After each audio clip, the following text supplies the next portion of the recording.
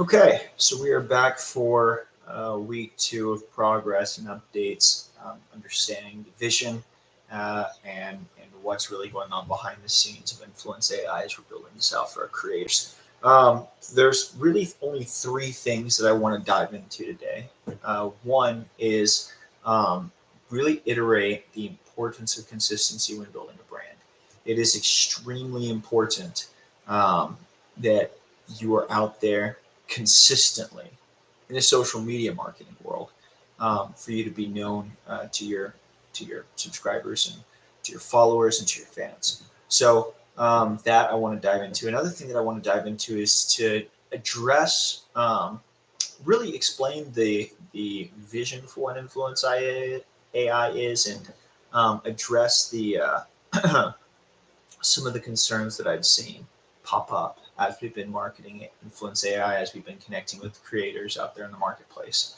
And then the last thing is I just want to give an update on where we're at as far as the products development goes, the software, and then what we're going to be doing with our marketing up in the next few weeks. So the first thing is the consistency aspect. So whenever you're building a brand, you have to be out in front of people consistently.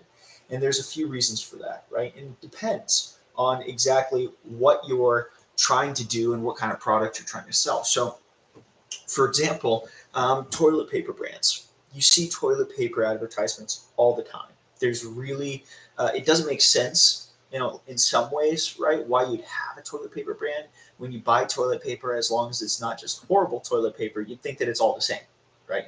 But the point of toilet paper marketing, right? Constant advertisements for these companies is so that you have it in your mind when you go to the store that that's the brand that you want to buy, right? It's there, it's consistently hitting you, you see it everywhere. And so when you go and you're faced with a million different options, that's the one that you gravitate towards. And it's because the marketing has done such a good job of instilling this feeling inside of you that it makes you actually attached to that product, even the tiniest bit, right? So it's important for those kinds of products to be consistently out there. Another example of this is if you have a junk removal company, right? I actually had a junk removal company back. That was one of the first businesses I ever started. And the point of the junk removal company when you did an advertisement wasn't so that you'd hit somebody who was interested in getting their junk removed today. That really didn't matter, right? Because the chances are, if you go up to a random person on the internet and you say, "Hey, I have a junk removal company," right? You should use me for your junk removal. The chances are they're going to say, "I don't really have any need for you. I don't have any uses. I don't have any junk I want to get rid of," right? But the point is to be out there in front of people so often, so consistently, that when they say, "I need my junk removed," you're the one who pops into their mind, right? So this is the importance of consistency in product marketing and service marketings for a lot of different kinds of businesses that are essentials, right? And that have a lot of competition in the market. Another reason why you want to have consistency for a completely different kind of market is if you have a brand new product, right? You want to have consistent content on social media if you have a brand new product that no one's ever seen before, because there's an importance of validation in today's world in social media that wasn't there in the past, right? In the past, if you had filed your LLC, right? If you had a product up on the stores and up on a shelf in a store, right? That was pretty much validation. You saw that, you're like, "Oh wow, this is a trusted brand enough to be in a retail store, right? I trust this brand. I'm willing to give it a shot." But because we have a lot of companies out here today that have these new products no one's ever seen before, right? Or trendy products that are becoming popular, but you might never have used it before. Uh, you don't really know the reputation of the company. You don't know if you're going to get burned. And so having a consistent output of content is really important because it shows that you're living, you're breathing, you're real, right? And people only do business with people who they see, know, and trust, right? And if you're constantly on social media, well, people are seeing you, right? They're seeing you consistently. If you're explaining who you are to audiences, if you're connecting with audiences, you're in the comments section, so forth, people know you, right? And then lastly, if you have a large following, then people trust you, right? If someone comes and they say, "Hey, I've got this brand new product, it's awesome," but they have zero followers, well, chances are that nobody knows you, right? Nobody trusts you, so I'm not going to trust you, right? But if you go to the same exact product or service and that company, this other company that has the same exact product or service, has 100,000 followers, chances are you're going to click on that and you're going to say, oh, wow, 100,000 other people like their content and believe in it. You know what? I'm going to like their content and believe in it as well. I'll give it a shot, right? So there's this validation, social validation that happens. And it's really social selling, but it's extremely important when you have a brand new product on the market, when you're a brand new company. Maybe you're an artist that no one's ever seen before with a different style of art. And then another big one is musicians, right? Big one is musicians. But the kind of segueing into the last kind of group of people that really need to focus on consistency. If you're a creator, like a content creator of any kind, right? If you want to become a big artist, a big singer, a big poet, right? And you kind of want to be known as a personality in a lot of ways, as along with what your work is, but your work isn't as tangible, right? It's not as necessary. It's not like someone saying, "Hey, I need junk removed. Who do I go to? Oh, well, there's a million different options, but I like this one because of the marketing, right?" You're actually looking at this product as something that you don't need, but you want, right? And those are singers, those are artists. You don't need a piece of art, right? You don't need it, but you might just want it. And it's important as an artist, right? And I'm talking specifically paintings, drawings, and so forth, to have a name for yourself, to have a decent amount of reputation, to be able to actually have a price on your art that's meaningful, right? So it's really important that you have a consistent output of content that generates a following that validates you as an artist to show, hey, I am the expert at this. I am great at what I do. I'm a great painter, and not everybody likes my paintings, but 100,000 people like my paintings and like watching me. So if you would like to buy a painting, right, there's the social validation as to why you should come to me. Now, the same thing is with a singer, right? A lot of times, the only differentiator for singers is maybe their story, right? Or maybe they do one little thing that's different. But a lot of times, it's very, very similar. It's very, very consistently similar, and there's no real reason to go with one over the other than the fact that you just like the music more, right? But when you're young, that's very, very subjective, and you could like anything. So it's important that you're out in front of people constantly, consistently, right? So that people know your music, and when they hear you on the radio or somebody else plays them, then they're just immediately saying, "Yeah, I actually know that artist. I like that artist. You should get their song." And then you have referrals and so forth, and people are word of mouth. But it all starts with consistency. And the biggest thing with being on social media, the only reason why people follow a social media account is because they believe that there's going to be a consistent output of content that they subscribe to originally, right? And that's why I struggled a lot with this. But on my road to social media success back in 2019, 2020, I went from 0 to 100,000 followers in 3 months, right? And the the biggest problem with social media content creators nowadays is that they're willing to sell their soul for followers. And it's a very bad way to build a brand. It's a very, very bad way to build a brand, because you have to understand your content, or not all content is made for everybody, right? And in fact, to the point that no content is made for everybody. Every piece of content is made for a specific group of people, right? I mean, if you're talking about as something as generalized as the news, right? You still have the Fox News, and then you have the NBC or whatever it is, right? The British BBC, right? And those are completely different groups of people, and they'll be sharing the exact same stories, but they'll be doing it in their own light, right? And there's no way that someone who watches one is going to watch the other, even though it's the same. They're covering the same headlines, right? And so, as something even as generalized as the news, it's not for everybody. Your market is your market is your market, right? And you have to stay consistent with that. And where I fell short was I would create a piece of content that was really interesting. I remember the first video I ever had that really blew up. I was doing a renovation, right? And I was just fixing up the garage and making it look really nice into a man cave kind of thing. And a lot of people really liked that. And then the next thing I did was a singing video, right? And my thought process was is I'll pull people in with content that goes viral, and then I'll sell my product, right? And I don't think that that's the best way to do it, especially if your product is so different. In my case, I was a singer, and then I had this construction stuff that I was doing, right? That does not go hand in hand in any way, shape, or form. So so that went viral, and then I did a singing video, and it got 500 views, right? And I was like, well, nobody really watched it. Nobody cared because the people that followed me, that TikTok or whatever content platform I was using was providing the content to, the people who just followed me, they were like, well, this isn't what I signed up for. I'm not going to like that, right? Like I followed the guy because he was doing this renovation, and now you're showing me singing videos. Like I'm not interested. And so it really didn't do well for me in the sense that once I started creating content that I genuinely cared about, people didn't care about it. And there's definitely a group of people that care about singers. You see singers everywhere have huge followings, but you have to start off on the right foot, and you have to create the same content, and you have to get good at creating that content, right?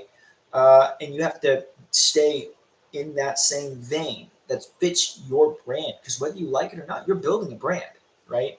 So if you're an artist or a painter or a singer or whatever, uh, if you're a creator in general, you are building a specific brand. Now, I mean, let's just remove myself from the situation. If you're a painter, right, and you're really, really good at, Van Goghs, and you just paint just like Van Gogh. Everything just looks like it. You sometimes do the exact same work, but you do it in your own way. People are going to really like that. So you start accumulating this following of people that really like Van Goghs. Well, now let's say that you do a completely different style of art, right? And then you're going to the, I don't know, just some modernized, you know, I don't know, postmodernism or something. I'm not an art connoisseur, as you can see, but it's a completely different genre, right?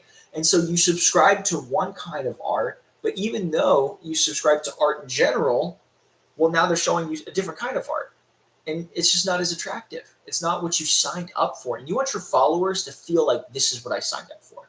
You want your followers to hit follow because they liked one of your videos, and the next video they see on your feed, hopefully the very next day, because you're consistently posting, they're going to say, oh, I love this. This is why I follow them. You don't want a follower to follow one of your pieces of content or like one of your pieces of content and follow you, and the next day they say, well, this isn't at all what I wanted to see, right? So it's extremely important as you're building any kind of brand, whether you're a salesperson on social media, whether you're an entire business doing some business to consumer marketing, right, or whether you're a artist or a creator of some kind, just building a following, building a fan base. So important to not only have the exact same kind of content, but the exact same pace with your content. That's probably every single day if you're on short form social media. And really, if you're on social media in general, I talked about it before, but you should have 6 different platforms that you're posting on. And if you have 6 different platforms you're posting on, you should be posting every single day, right? If you're on TikTok, you expect the people that you follow to post daily.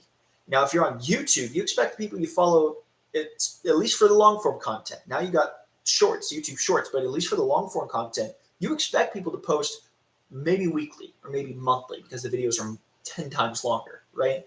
So it's extremely, extremely, extremely important that you're consistent, right? And that you're posting daily of some form or fashion.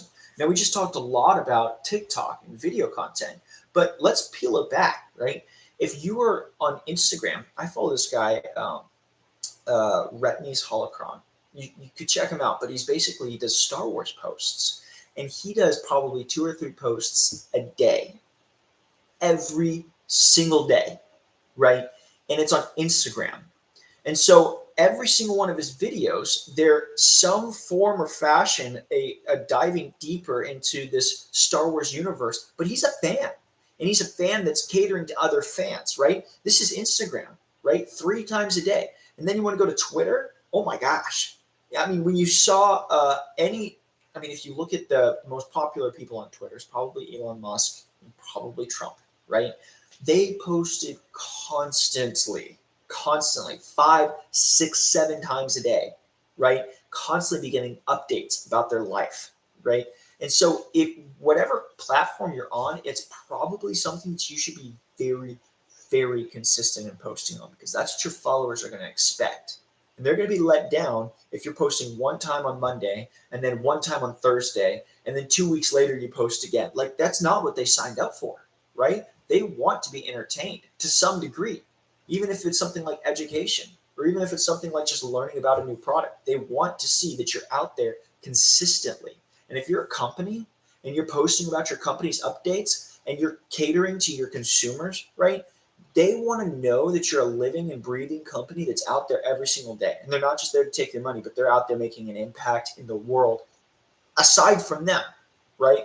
So make sure that you're consistent. Okay. That is the bulk of what I wanted to go through today. Extremely, extremely important, right? Um, the other thing that I wanted to go through is I got a really exceptional comment on one of my videos. And I really appreciated this person making the comment. But he was, I mean, it was one of those comments where it just makes you sit back and ask yourself, like, what kind of message did I really put out? Was I not clear enough? Was I not, expressing the vision well enough for someone to not understand and grasp it? And so his comment was, so you have an app that reaches out to ChatGPT and posts it to Twitter, question mark. Massive game changer. And it was completely sarcastic. Now, I'm not someone who likes sarcasm. Actually, I don't like it at all. But his comment was valid, right? Somewhere along in my message, I had kind of explained to people that the value of Influenx was that it connects it connects to ChatGPT, and you can pull. The truth is I was talking to my co-founder and our CTO about this. If you are pulling from ChatGPT and just generating responses, you're not doing anything. And I've seen so many companies miss this mark, absolutely miss this mark, right? And the problem with this is that you got these companies that come out and they say this is a perfect, interface for Twitter because it allows you to post on Twitter, and they'll generate this content and then they'll say, okay, now you can copy and paste it, and it's like, what? What was the point? So let's talk about the vision for Influenx AI, and then I'm going to kind of circle back around and come full circle to this comment. So the vision for Influenx AI is not the pull from ChatGPT. We couldn't care less if it was ChatGPT or Dolly or whatever, right? The vision for Influenx AI is actually to connect all of these artificial intelligence platforms together and assist a creator to be able to post consistently high quality content, right? And save them time. That's another huge thing, right? So you're sitting there and you're spending 8 hours a day on social media. Retney's holocron, he posts 3 times a day. I guarantee he spends at least 6 hours a day, at least. I mean, that is bare minimum. And that's a ton of time to be posting on social media. He didn't even have time for comments and DMs and so forth. So you're posting all this time. We want to be able to cut that down to 5 minutes a day. That's extremely, extremely important to us, is to be able to give back time to our creators so that they can focus on doing things that really matter. And if you're someone who's an artist, for example, who does paintings, what really matters is being able to paint, not editing videos or creating TikTok, titles or doing images and so forth. Like that's not what matters, right? So it's extremely important to us that we're giving back time, and it's extremely important to us that we're connecting all of these dots together and allowing creators to post immediately, right? The problem right now, and there's a lot of AI companies out there. They're popping up everywhere. But the problem right now is that the company will have a generated piece of content and they won't take it directly to social media. Huge problem in my opinion. You've got some serious competition that is really, really exciting to see, because it's such a validation that what we're doing is bigger than ourselves. But Opus AI or something like that, right? Opus, I think is what it's called. You can drop in a link for a video just like this one, and it'll cut it up into smaller clips and allow you to post it, right? And that video, from what I can see, right, you can take that video and you can post it, and you might be able to even schedule it, right? That is a feature of what Influence AI will have in the next 12 months, right?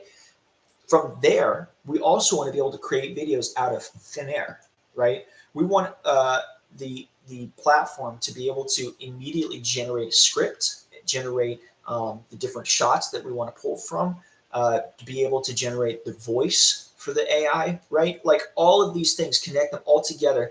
And then once you've got this 10-minute long video, it posts it to YouTube, but it also schedules each of those 10 posts that it snaps from it, right?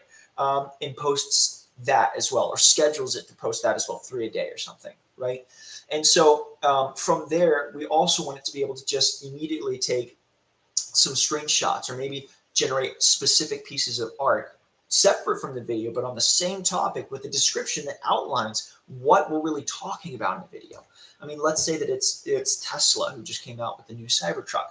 Maybe we want a picture of a Cybertruck that we post with a Tesla update, something catchy, that people can really grab onto, read the description, say, I want to read more, or I want to watch this video. Let me click on this. It takes me to the YouTube channel. Now I'm watching the whole 10-minute long video. And now we're cross-pollinating too, because you were just on Instagram. Now you're on YouTube, and you just followed both because the content's valuable to you, right? And then on top of that, it takes that exact same prompt that the user, our creators, had put in, and it creates 10 different Twitter posts. And each one is about some different facet of the video that you just posted, right? And so the idea is that you would have all of this information that's assembled instantaneously for you. And you're able to create and consistently build your brand to the extent that you're not spending your whole life doing it, right? And if you're a company, you're a company. You're not a marketing agency, right? And if you're an artist, you're an artist. You're not a social media influencer, right? And if you want to be a social media influencer, well, maybe this isn't the right product for you, but maybe it can just save you a ton of time. So that's the goal of it, right? And yeah, we have to start with something small. We can't just jump right out and do this huge, enormous platform that does all of these things. That's just not how software development works, right? And so when I saw the comment, I thought it was a really, really good comment that I could address effectively. Because yeah, we're going to take a step back and we're going to, not start with YouTube video content at 10 minutes or not even short contents, right? Short form video content. We're not even going to start at the image content. We're starting at the text. The text, because the text is the foundation that we have to build off of, right? Nothing really comes together until you have that text that's effectively working for you.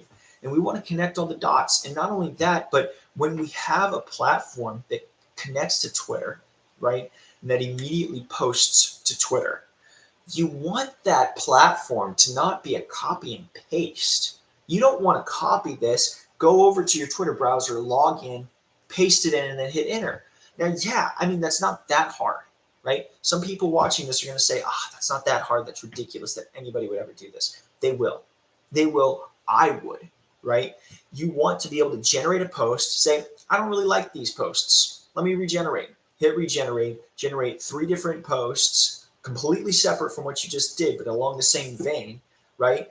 And then say, I like this one. I want to post this one. I want to save this one for later. But this one right here, let's post right now. And then just immediately post it to Twitter. You're not having to copy. You're not having to paste. And then on top of that, the very next iteration is going to be the image generation content. It's going to be huge. It's going to be huge. And you're going to be able to post different styles and formats of social media content effectively to the point that it's not even going to make sense to ever get on a social media if you are a business, right? Or if you are a creator, unless you're just scrolling yourself. But if you're a creator, you're not consuming, right? If you're a producer, you're not consuming. And if you're a producer, it's going to make the most sense to just stick to this one platform to stay on it. So that's the kind of vision that I wanted to just really iterate, really address, really communicate, because I didn't feel like I did it well enough in my last video. At least it didn't seem like I did it well enough.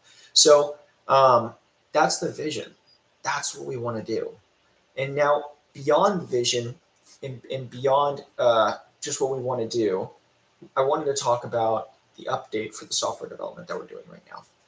Software development is coming, it's going along really well. we had some initial attrition of software developers that we found out some weren't as good as others, right? And we were able to say, you know what, I'm going to just say we need a smaller team that's the most effective team. And so we cut loose a few of them, and we brought on some others, and now we've got a team of 3 developers that are extremely experienced and they really know what they're doing. Well, we're looking at this third one. We had a total of 4 before, and we let 2 go. But we're looking at this third one, and we think that they're going to be a really, really good addition to the team. And so um, we're going to add them on. We're going to allow them to, effectively be a part of the team and be a part of the development. As far as the development go, we're putting out a feature every single day. So a feature being, that's a loose word, but a feature being maybe there's a pop up menu, right, or maybe there's a different page. We're generating one of those every single day. So it's been 7 days since my last video. I think it's been 14 days since we've been really pumping out this kind of level of production. And so we've got a fairly fleshed out user interface, and the backend's right now being connected. So we will probably be ahead of schedule. Last time I posted, we were 69 days out. I think we're 62 days out now, and I think realistically we're going to have a product that's ready to be tested in 30 days or less. So the development is going extremely quickly, and that's exactly what we wanted to see. We wanted to be realistic in our timelines, but we also wanted to kind of shoot for the moon. We want to kind of push the envelope and see how quickly we could get this done, because the truth is that this is one of those ideas. This is one of those companies that is going to sweep the marketplace, right? I mean, CapCut is not going to stand a chance, right?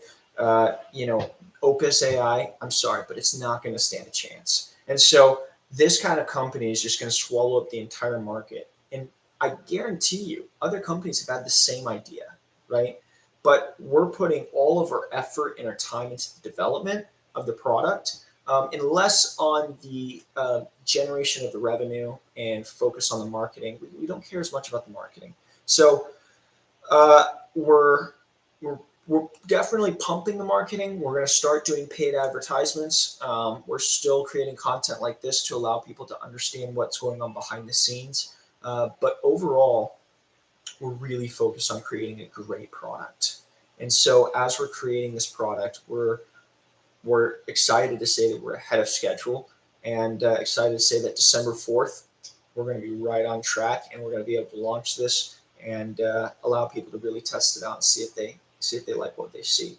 And so the goal is we've been bootstrapping this the entire time, but the goal is that if we launch this product December 4th, and in the next 26 days we see substantial growth, we see interest, we see people who are really believing in what we're doing and wanting to see more of it, right? To the point that we have generated revenue, we're probably going to seek funding. We're probably going to go through a round of funding. We're probably going to contact VCs and private equities and see what their structure looks like. And the reason why we're waiting for not just the MVP and not just to see whether this is a good market fit, but we're also waiting for revenue, is because we don't want to give up so much of the company that it just becomes a cash cow to a private equity firm, and then they just sell it off and sell the soul of Influenx AI. We really want to focus on the customer and the product, right? And so we're going to wait until we have revenue. We're going to wait until we have proof of concept, and then once we launch on December 4th, we're going to have 26 days, and we'll see how strong of an impact that this is really going to make.